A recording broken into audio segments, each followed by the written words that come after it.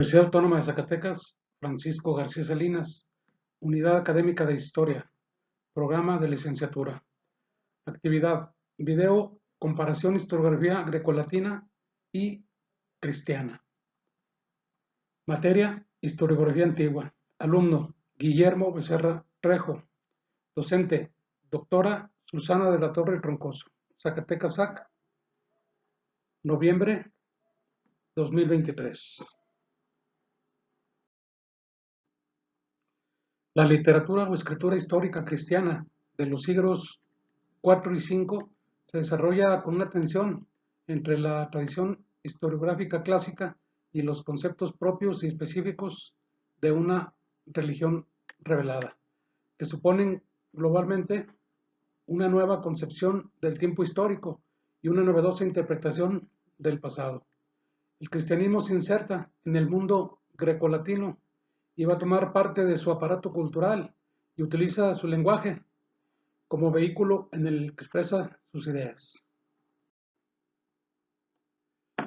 Por un lado, adquiere conceptos, métodos, ideas, y por otro, los reelabora, los digiere a su modo y los vierte así a la posteridad.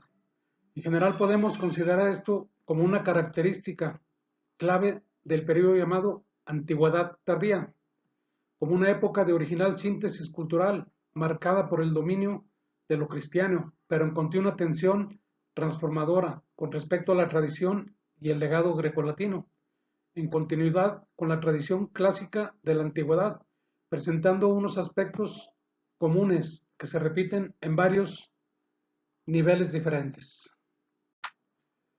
Uno de los aspectos más importantes es la exigencia de proporcionar un relato verdadero para que sea considerado como historia.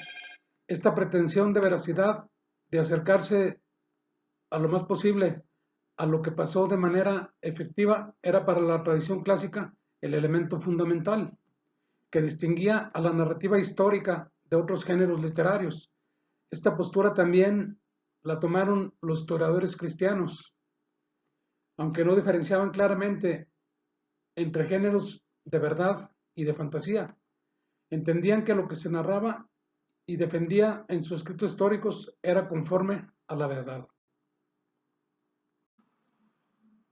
La diferencia entre los escritos cristianos y los grecolatinos estaría en los métodos, en la recolección de datos y fuentes y en las distintas interpretaciones de los mismos. Es decir, de qué manera se entendía el concepto de verdad. Para la tradición clásica, la historia era el resultado de la investigación. Se entendía como modalidad específica de conocimiento que hay que poner en conexión con otras novedades culturales que suponen a partir del siglo XV a.C. una paulatina superación del mitos por el logos. En un principio, el criterio de verdad más relevante era ser testigo ocular de los hechos, y en caso de no serlo, pues recurrir a relatos orales, cotejarlos, compararlos, buscar el que parecía más creíble. Luego se crearon fuentes escritas donde se apoyaban los historiadores. El criterio de verdad de la historiografía cristiana se mueve en un plano diferente. La información que se obtiene no solo procede de la investigación del historiador y su juicio más o menos crítico sobre las fuentes, sino que hay verdades que proceden de la revelación dada por Dios, y esa autoridad pues es incuestionable. Hay que destacar el distinto papel desempeñado por los actos humanos en la causalidad de los acontecimientos. Si bien dentro de la historiografía clásica existen autores de ciertos elementos que podríamos calificar como irracionales, como el azar ciego o la fortuna, en tanto que causas de los acontecimientos. El desarrollo de la tradición viene a situar las acciones humanas como causas del transcurso de los mismos. En cambio, en la historiografía cristiana, por el contrario, siempre están presentes el plano divino providencial y el plano humano, llegando en muchos casos en cuestiones y problemáticas difícilmente resolubles. Para los cristianos, La historia es un reflejo de la acción de Dios en el mundo, de manera que incluso los sucesos más maravillosos pueden ser creíbles, ya que Dios es omnipotente. Sin embargo, los historiadores cristianos también pretenden escribir conforme a la verdad y para ello recurrían a diferentes técnicas que aportaban verosimilitud y credibilidad. Se aducía ser testigo ocular de los hechos, o bien se presentaba el relato en primera persona para dar apariencia de autenticidad. Se apelaba a la autoridad de las fuentes, incluidas las profanas, o se enmarcaban los datos cronología y especialmente para aportar objetividad. Otra coincidencia entre las dos tradiciones historiográficas, la pagana y la cristiana, estaría en la forma de decir, en la manera en que la historia es escrita. Se utilizaban distintos recursos y reglas retóricas que suponen un tratamiento y ordenamiento específico del material histórico con vistas a ciertos fines. La retórica no solo era utilizada para dar elegancia y belleza al relato, consistía también en una selección, organización e interpretación del material. Un elemento fundamental de la retórica era lo inventivo, que debe entenderse como en buscar y descubrir, usando la reflexión y la creatividad. No obstante, la inventio era usada con bastante libertad, entre otras cosas para insertar discursos ajenos que suponen, en algunos casos, una interpretación muy particular y en lo que se entendía en sumo el sentido general de lo que se había hecho. Primaba la función moral del relato, o bien transmitiendo emociones y sensaciones. La carga literaria de la historiografía clásica, ligada a fuentes ideológicas y morales, hoy se califica como literatura y escritura histórica, más que fuera una historia propiamente. Bien, los historiadores cristianos no están tan interesados como los clásicos en los valores literarios de la obra histórica. Para ellos era más importante lo que se enseñaba y el contenido, por lo que suelen hacer más bien profesión de sencillez y brevedad, pero con frecuencia utilizaban los recursos retóricos propios de la literatura profana.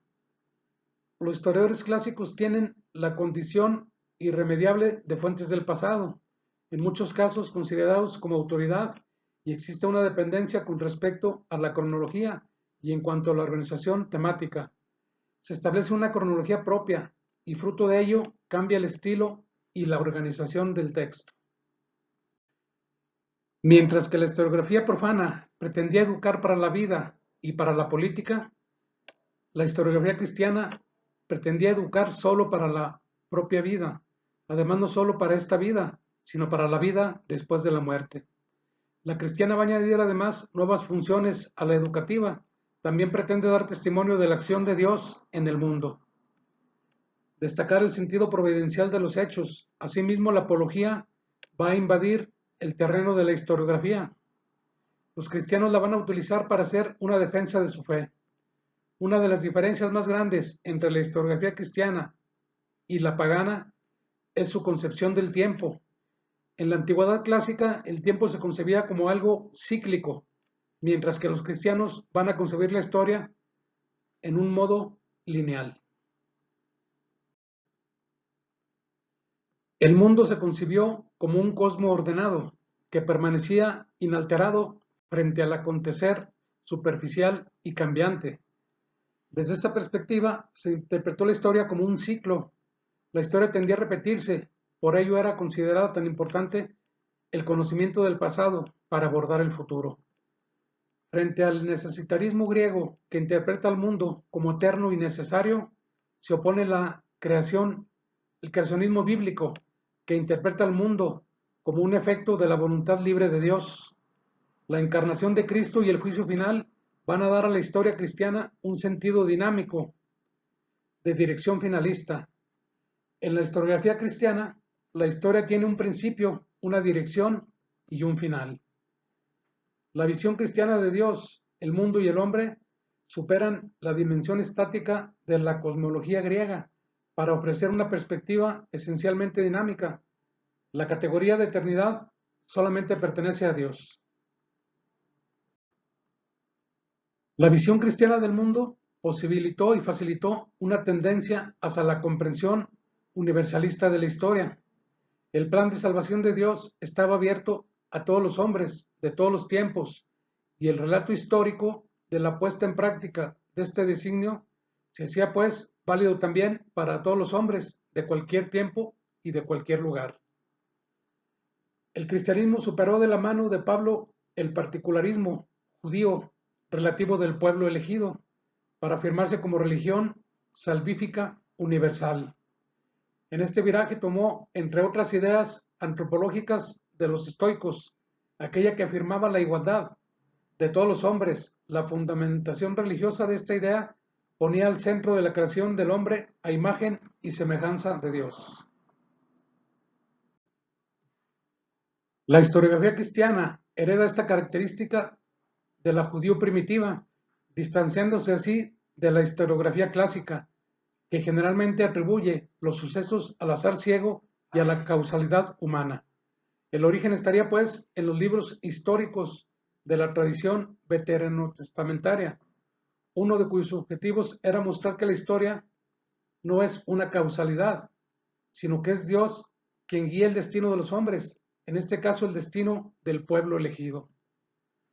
Las ideas de presciencia y omnipotencia divina suponen que todos los acontecimientos acaecidos han sido obra de Dios, anticipados y conocidos por su infinita sabiduría. Perdón. Ahora bien, la omnipotencia divina no excluye la libertad y la responsabilidad humana. El hecho de que Dios guíe la historia de los hombres y conozca su futuro no significa que la historia fuera una simple narración alegórica de la acción de Dios en el mundo, negando las causas y efectos de la voluntad humana. La apologética es una constante de la literatura cristiana y la tradición puede remontarse hasta Pablo, a la confrontación y adopción casi desde un primer momento de la religión cristiana y la filosofía helenística, lo que contribuyó a la vocación universalista o ecuménica de su misión proselitista. El cristianismo tiene que defenderse de que es una religión reciente. Para demostrar que no lo es, establece una relación de continuidad con la historia judía y la tradición veterotestamentaria. Con esto, su antigüedad se remota a los tiempos de otros pueblos como Babilonia y Egipto. Tampoco hay que olvidar las propias dimensiones doctrinales internas del cristianismo, como la gnosis o el maniqueísmo. Los paganos no perderán la oportunidad de echarles en cara la diversidad de sectas en que se divide, así como el fanatismo y la violencia que en ocasiones se presentaba entre ellos. Las cronografías constituyen uno de los primeros géneros de la historiografía cristiana. En ellos se establecía una medición del tiempo y se ordenaban las fechas de los acontecimientos considerados más relevantes, especialmente los que tenían relación con la historia sagrada. Aunque también las de la historia profana, eran fundamental señalar el sincronismo entre los acontecimientos bíblicos y los de la historia pagana. Con ello se demostraba el carácter ancestral de la religión cristiana. El sincronismo se utilizaba también como argumento probatorio. Que un hecho bíblico sucediera al mismo tiempo que uno profano implicaba que el primero había sucedido realmente. La primera cronología cristiana fue la que hizo Eusebio de Cesarea. Tenía como objetivo mostrar los acontecimientos de la historia universal, situando el nacimiento de Cristo como el eje central de todos ellos. La historia eclesiástica es la que trata el tiempo transcurrido después de la venida de Cristo. Narra los sucesos ocurridos a sus seguidores. El historiador eclesiástico se esfuerza en delimitar y precisar geográfica y cronológicamente lo que ha sido la historia de la Iglesia en un lugar y tiempos determinados. Realizándose posteriormente a la caída del Imperio Occidental, Eusebio es considerado el padre de la historia eclesiástica. Trató de presentar la historia de la Iglesia desde los primeros apóstoles hasta sus días, En 10 libros presenta una síntesis de la Iglesia en sus primeros siglos de vida. Trata la sucesión apostólica y de los obispos en los sínodos principales, la historia de los doctores de la Iglesia y de la ortodoxia cristiana, en contraposición a las herejías, el judaísmo y el paganismo. La historia universal es una metahistoria o una filosofía de la historia. Más que relatar los acontecimientos tal como sucedieron ordenadamente, tiende a mirar por encima de ellos y encontrarles un sentido. Se trata, por tanto, de una interpretación de la totalidad del tiempo histórico en funciones de un plan, unas leyes, una teoría elaborada en el marco de la teología y la filosofía, y a la que la historia se pliega, no sin violencia en algunos casos. El mejor representante de este tipo de historiografía cristiana es Agustín de Hipona. Agustín no puede ser considerado como historiador, sin embargo, su pensamiento histórico tuvo profundos efectos en la comprensión e interpretación de la historia. En su obra cumbre, La ciudad de Dios, de contenido claramente filosófico, Agustín ofrece una serie de claves teóricas que modifican definitivamente la concepción de la historia en el mundo cristiano y que tendrán gran trascendencia en la época medieval y posterior.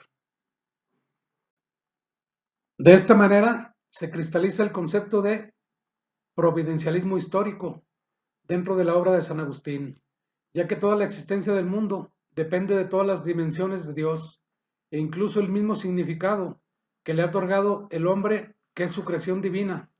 El orden de todo es resultado del orden providencial de Dios. Ahí radica el sentido de la historia para San Agustín. Todo lo conduce y orienta la divina providencia, la que preordena todos los sucesos. De ahí que el providencialismo es una de las características más resaltantes de la teología de San Agustín. Dios es invisible. Este se muestra a través de revelaciones, de ahí que sea inaccesible al hombre, así sea el sujeto, su creación. El acceso a Dios es restringido, es también inmutable e intemporal. Ha creado el tiempo, la naturaleza, el universo y todo cuanto existe en general.